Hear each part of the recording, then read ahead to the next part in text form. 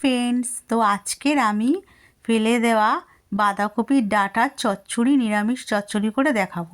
দেখো, বাঁধাকপির ডাঁটাগুলো যে ফেলে দিয়েছিলাম সেগুলো সরু সরু করে কেটে আমি সেদ্ধ করে নেব এবং মিক্সিতে কাঁচা লঙ্কা ও সর্ষে পেস্ট করলাম। দেখো, আমার পেস্টটা তৈরি হয়ে গেছে।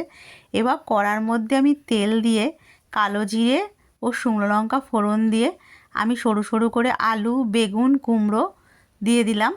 এবার এটা আমি ভাজা ভাজা করব। তো দেখো, ভাজা ভাজা হয়ে গেলে আমি ওই সেদ্ধ বাঁধাকপির ডাঁটাগুলো দিয়ে দেবো। এই ডাঁটাগুলো ফুলকপিরও হয়, তো সেমভাবেই করতে হয় ফুলকপির ডাঁটা দিয়ে।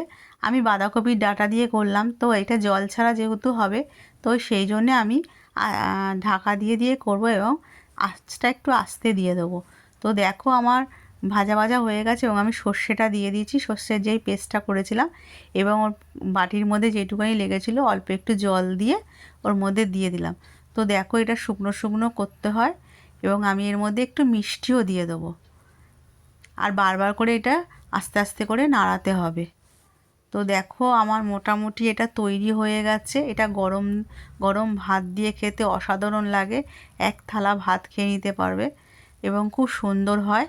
তো দেখো, আমার নিরামিষ কপি পাতার ডাঁটা দিয়ে, ফুলকপির ডাঁটা দিয়ে আমার চচ্চড়ি তৈরি হয়ে গেছে। তোমরাও বানিয়ে খেও, আশা করি তোমাদেরও খুব ভালো লাগবে।